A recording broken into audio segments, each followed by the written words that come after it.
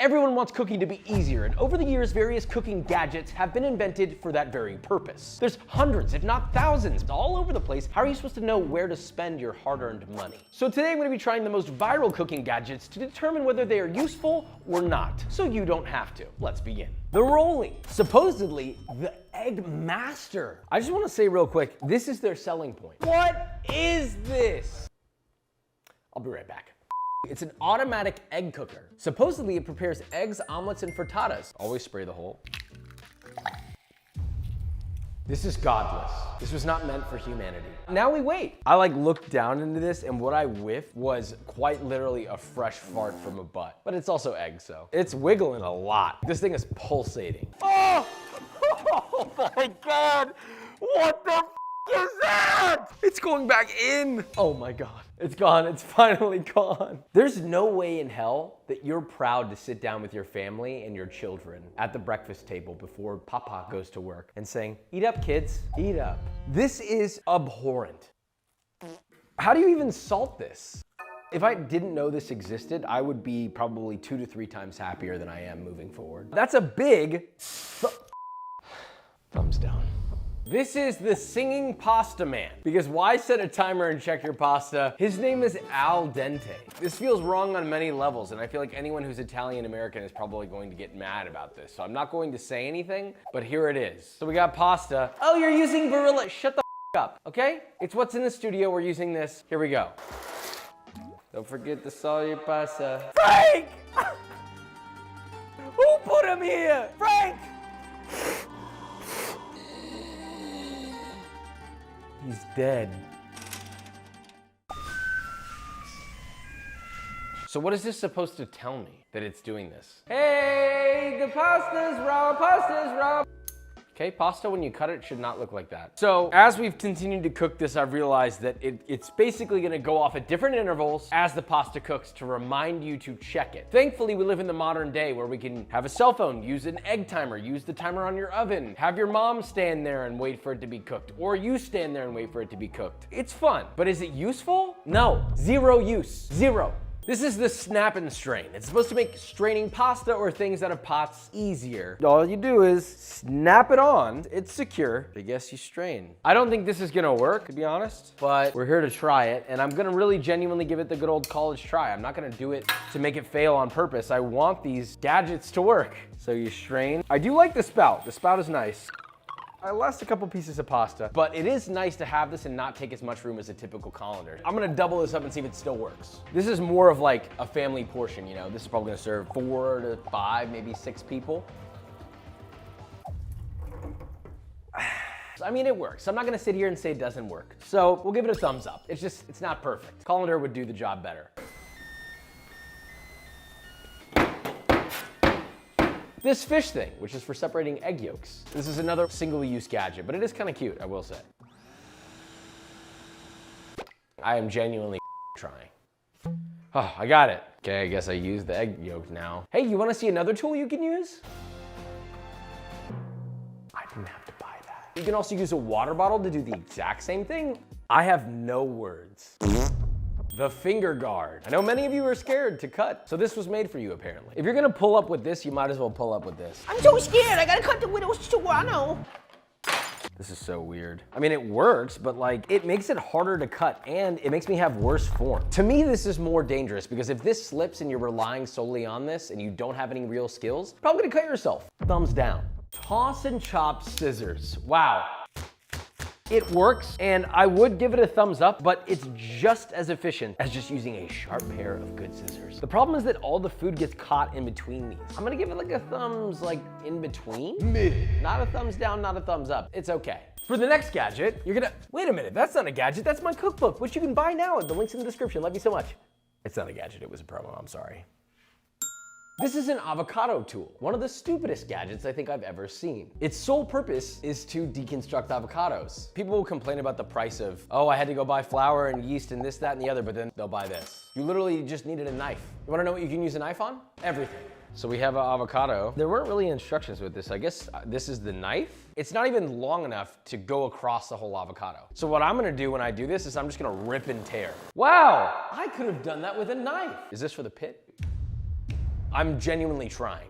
Ah, there we go. It only took me 3 tries. You wanna know what else can do that? A knife. And I guess this is for scooping. It's to slice your avocado, of course. Is there a sharp end? Of course there isn't.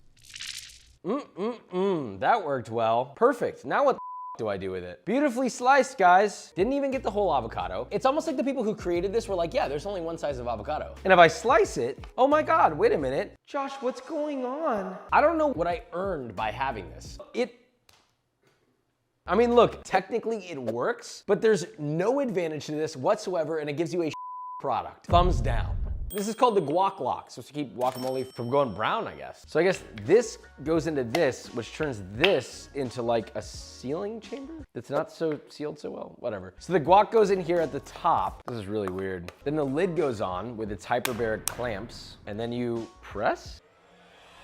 I want you to know that this is as securely tied down as possible. I can't clamp this any harder and it's coming out the sides. So we're gonna clean this up and see if the guac gets brown. See ya. Okay, it has been a full 24 hours. How did the guac lock do? You know, I didn't think about taking this off. Oh, the ring came out. Well, I mean, it's not brown. It didn't oxidize at all.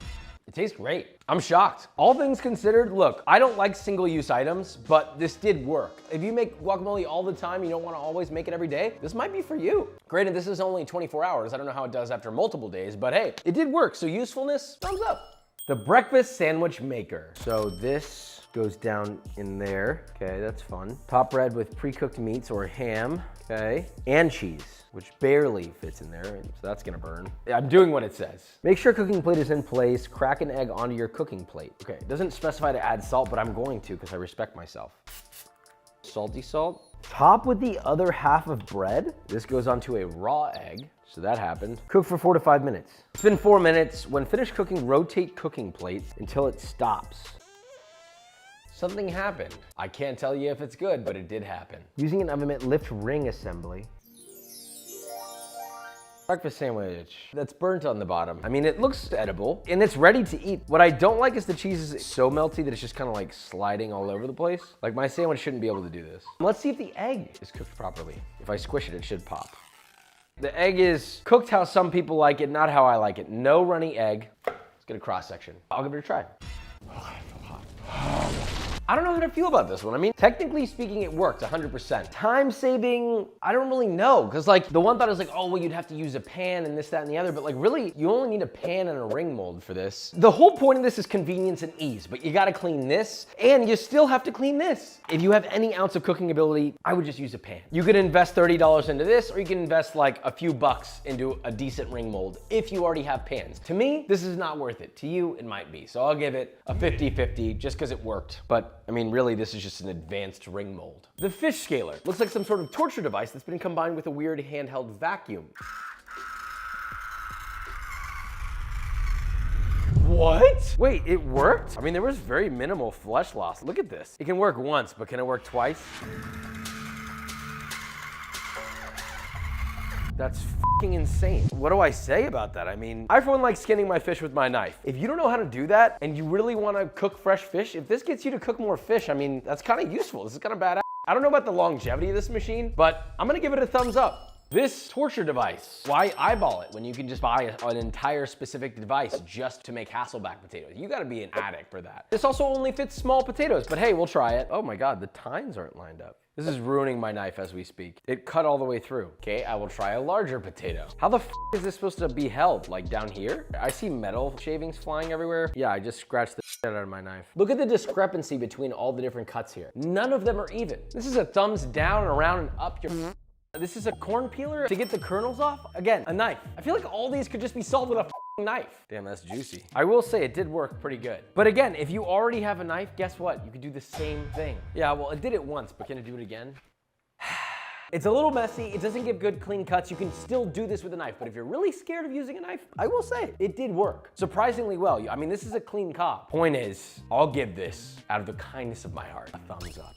The slap chop. I hate this thing, but it's unwarranted because I've never tried it, so we're gonna try it today. You know what's dumb? If you need to cut an onion for this, guess what you're gonna need in order to start it? A knife, because you're gonna have to cut this in half and make it fit in here so that you can cut it again. That is already an L for the slap chop. Here we go. Oh my God, I'm so excited. Oh, it doesn't fit. All right, let me take more of it out. I will say it worked, but look at this. I only did a quarter of this onion. So I gotta still cut this, peel this, put it back in there all over again. Like, are we really that lazy as a society? We gotta do this?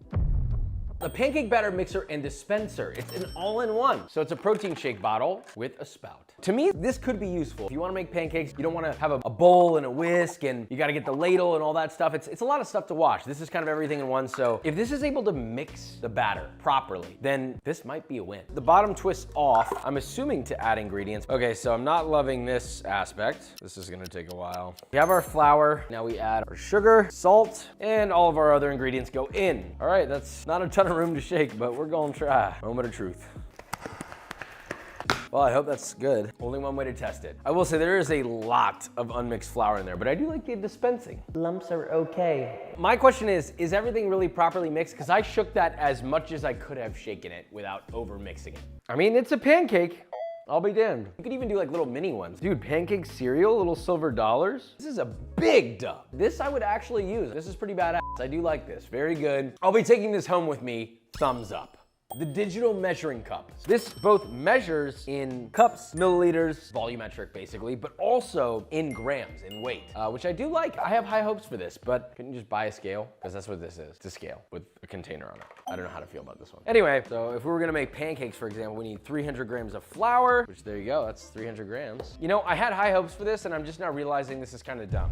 I feel like this would be more useful if it was a spoon that measured in grams, but a measuring cup that also measures in grams? I guess for recipe writing purposes, it could be useful. If I was recording a recipe and knew I needed 2 cups of milk, but didn't know how much that was in grams, I could do that in here. So if you're writing recipes, this is useful. If you're not, it's not hugely useful. So, right? Let us know in the comments what you think. The hot dog slicer.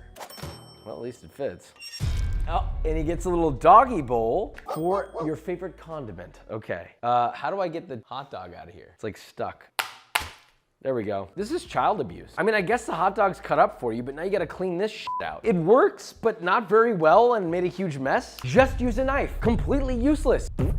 The sushi bazooka. I think any sushi master that were to see this would probably not be stoked. But you know what? We're here to try it. You still need a sushi mat for this, which kind of to me defeats the purpose. It's just like an extra step, but yeah. We got some sushi rice, and I guess you put some on the other side. I'm gonna do a little bit of spicy salmon, some sushi cubes, a little bit of carrot in there. Put it together like you're praying that this works.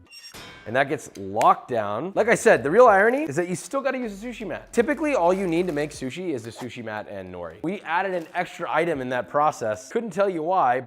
Oh! Hard to say it didn't work. I mean, it's kind of falling apart, so I better roll this. Well, the nori's not really sticking because there's no rice on it. It sticks to the rice. This, on the other hand, we're adding a little bit of water just so that it sticks and stays shut. Yeah, it's basically just like a sushi sandwich. I know most people will probably look at this and go, oh, it worked. It's just not the technique of sushi that I think really makes sushi special, which is the attention to detail. This feels like an unnecessary add-on. You don't need to spend the money on it. You just need one of these and some nori. To pay money for that, does that make it better? No. That's a thumbs down for me, but for some people it might be a thumbs up, maybe for you. This is the Chef Emulster. It makes salad dressing, because why use a bowl and a whisk when you could just buy this thing? Add your ingredients for a nice salad dressing. I'll put some Dijon, a little garlic, some dried herbs, wee bit of honey, some balsamic, wee bit of salt, and olive oil. Here's the thing, it did sort of emulsify it. There's a bunch of stuff stuck at the bottom. Get yourself a little garden salad, a little salt, toss. It's coating the leaves nicely. It's a good dressing. You can do this with a basic bowl and a whisk, but the benefit is everything is concealed into one. So it does save you dishes. Is it useful? Yeah, sort of. I'll give it a thumbs up. The ice cream ball is a ball that makes ice cream. This side, I guess, ice and salt goes in. Boy, that's a tight hole to fit all this ice in. Science! And then does this, it's like a kickstand, all right? And then we have rock salt. That side is now locked down. All right, and then the other side goes in. Any ice cream custard should work. So this is, I should have used the kickstand. Yeah. I left a little bit of space so it can move around. Okay, and then you're just gonna nice and tight. Do you play with the ball or do you just, oh, woo! That was fun. Let's check it. Jeez. Any child that has to open is either has superhuman strength or they're gonna need to call mommy and daddy.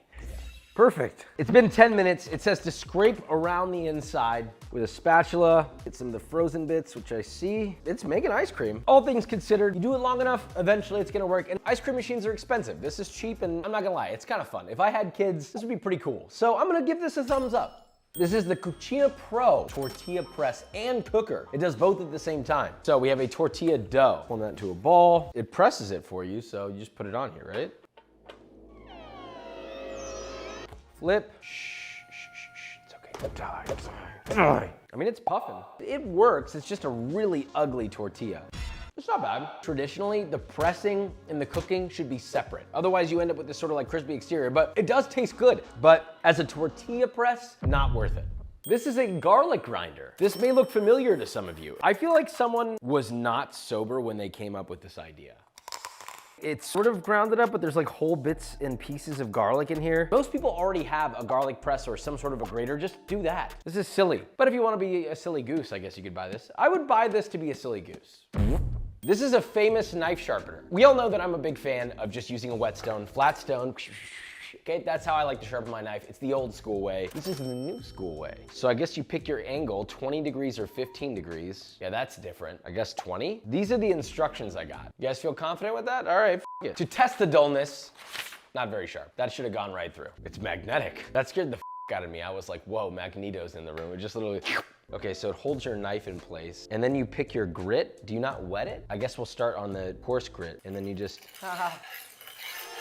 oh my God, I've never even seen this many metal shavings before. Time to polish. This is scary. I feel more concerned that I'm gonna cut myself with this than anything else. Look, let me just stop for a second. I'm sure this is going to work. The blade is literally facing you. Like my hand is at most 1.5 inches away from this thing. So if I slip, my hand's going into this knife. Why would you invent a knife sharpener where the blade is facing directly towards you? I guess I haven't cut myself, so there's that. Here we go, guys. We're doing it again. It's very difficult to get this to stay put. So we sharpen for 5 minutes.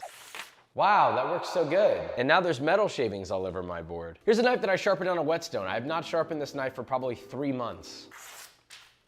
Maybe if you did this for 30 minutes, it would work. I know someone in the comments is gonna be like, I have that and I love it so much. I think this could be useful if you don't wanna learn how to use a whetstone, but it is so much more dangerous. I'm not a fan of this product. Am I using it wrong? Also, I wanna clarify, this grit is so coarse. I don't have a single stone that is this coarse. And this grit is not quite as fine as it could be, so you don't really have any real polishing. To me, this is the most sharpening you're gonna get. In comparison to any other way to sharpen your knife, this, not useful. This is the citrus sprayer. Supposedly this goes into any citrus and it suddenly turns it into a spray bottle. What? Okay, so I got a little rainbow trout here, some brown butter. Typically I would add salt and I'd just squeeze a little cheek of lemon juice, but with this, needs more lemon. I mean, look, it's not very practical. To me, it would be more useful to just buy a spray bottle and have thousands of uses for a spray bottle. You can squeeze lemons and then put them in the spray bottle, but it does work. So because it's a single-use tool, I would typically give it a thumbs down, but because it is so remarkable, I'll give it a 50-50. Almost a thumbs up. Next, we have the watermelon cutter. You might be asking yourself, well, how does this cut watermelon? This looks like the thing that they put on the cowboy boots that go ting, ting when they're walking. So I'm gonna cut this in half first. So you trim the end off, and then I guess you just kind of line it up in the watermelon. This is stupid. It sort of works. Okay, so if you try to go all the way down, like to get a cube, it will give you 1 cube, and then the rest it will give you juice. That is scary. I mean, it sort of works. The problem is that it just randomly gets stuck because it's not manufactured very well. Yeah, that time didn't even do anything. I'm sure that if this worked properly, it would work decently, but it didn't work for me, okay? It didn't. If you have a kitchen knife, just learn how to cut a watermelon. You take the watermelon and cut the edges off, okay? It's not that hard. Shave off the ends. Oh my God, I'm having to take time with this, but you know what? You're gonna spend that amount of time cleaning up after this. And then you just, there, watermelon. And I didn't lose 1 million gallons of juice. It's all in here. Not really worth it. Okay, so we have the fry wall. It looks a little bit comedic, but essentially the point is, whenever you're cooking something in a pan, you got oil splattering everywhere, especially if it's high heat, like you're searing something such as a steak, for example, so I'm gonna sear a steak. I got a hot pan, put this thing in. Steak goes in, Okay, weigh that bad boy down. Let it do its thing. I'm gonna sear it nicely. The most splatter intensive items are usually things with a lot of moisture. The liquid comes out, it gets in the hot pan, it sputters, and it spits oil everywhere. I'm watching these countertops. So far, so good. I don't know if this plastic is good to be this close to the heat, but forget it, it's fine. All right, and we flip. I mean, there's a little splatter, but it's not too bad. So I'll cut off the heat once that's said and done. We got a seared steak. Wow, that is hot. I mean, it worked. If this is something that really bothers you, I would probably use this again at home, to be honest. This is good. I'll give this a thumbs up. The Chef IQ, this is a thermometer probe, okay? Goes in to protein or whatever you need to check the temperature of. We got a seared steak. It's thick. It's obviously raw. It needs to be cooked to medium rare, so I'm gonna stick that into the thickest bit. Make sure it's nice and centered in the steak. Put it in the oven to finish. Obviously, our target temperature is 130. We can monitor on the app, and well, we'll see how accurate it is. Oh, it knows the ambient temperature too. That's crazy. So it does internal and external temperature. I mean, pretty cool. We'll see how accurate that is. We got a little notification, it popped. It's like, please remove your food from the oven. So I'm gonna do that. It's a thick boy. We're gonna let this guy rest and see if it was accurate. Damn, this is a juicy boy. You know what, actually, I'll just cut it into slices. See that? Fatty, juicy, it's maybe even a little bit over medium. You know, it was done in an oven. It's not perfectly evenly cooked, but it did measure 130. The best part is we were able to walk away. You don't have to constantly stick a probe in and check it and take it out and put it back in. You got a million holes in it, you stick it in once. That is a thumbs up. The hyper chiller. So the purpose of this is to quickly cool things down. It says you pour something in here and then in 1 minute it is cold, ice cold. Hot coffee. How hot is it, Josh? Well, give me a second, will you? This is at 161 Fahrenheit. They say to pour it in and let it sit for 1 minute, so that's what we're gonna do. I wanna clarify, it says on their webpage to pour it in for 1 minute and it's cold. I'm gonna even put it in a fresh container that is cold. The room temperature is 70, so it better at least be 10 to 15 degrees lower. That is actually above room temperature. Wow, you're spending $24 on this. You have to freeze it overnight for a single use. You can't even clean this until it's thawed out. You're gonna chill to 80 degrees, slightly above room temperature, 1 cup of liquid at a time for $24. You can use stuff you already have. 2 bowls, ice and water will do the exact same thing. Is it worth it? No. This is an electric salt and pepper mill. You just press a button and damn, that's kind of fire. I've actually never used one of these before. Okay, the pepper's a little slow. Do it on the other side. Pepper's a little faster now that it started going. Salt. Here are my thoughts. I would prefer this to just be a pepper mill. I think salt 100%. If you want to season things accurately, you got to do it with your hands. You get a bowl, you got salt, and you sprinkle it by hand always. That's the best way to really get intuition on how much salt you're putting on your food. But if this was just pepper, big dub. Love that. So for a pepper mill, thumbs up. An automatic stirring device. At first sight, I'm like, this could be useful. You know, sometimes it's annoying to have to constantly go back to the pot and stir. No burning at the bottom of the pan, it stirs it for you. So you put the thing in the hole, and then that's gonna go into a pot of something simmering that would require stirring in the first place. It does clamp quite well, I will say. And you let it rip. And I guess it does that. What I'm noticing is this is not stirring the whole pan. It might work with a larger pot. So look, for $60, not really worth the expense. I have a feeling this is not gonna last, but even if it did, it's not solving that much of a problem because it's not even getting the whole pan. If this thing fails to do its job, you just wasted money. That's, to me, a thumbs down. The all-in-one kitchen tool. If at least 4 of these options work well, I'll say it's useful. You can use the base of it, get yourself a little lemon, boom, you got a juicer. Look at that. That works well. This is a bottle opener. So if you wanna open it, it did make it easy. I'll say that one's useful, so that's 2. This is a measuring cup, 100, 200, and 300 mils, so you better hope that you know metric. I'm willing to bet that this does not contain water very good. We're off to a good start. Okay, wait, I've received word on how to use this. So this goes on here, and then this becomes a funnel. Well, that's useful. By the way, pictures on the box don't help at all. You just gotta figure it out. So that's 3, needs to get 1 more. This is for eggs, and then you just kinda, I mean, I guess. I'm 50-50 on whether or not that's really that useful. This attachment is a cheese grater, and then I guess you just kinda, I mean, it grated the cheese, but in a useful way, no, because eventually you're gonna reach a point where you can't even grate the cheese. But I mean, it did grate the cheese. Way too coarse. This is kind of like a Roshi pack. Just take your ginger. The last one we have, unfortunately, turned out to be actually kind of badass.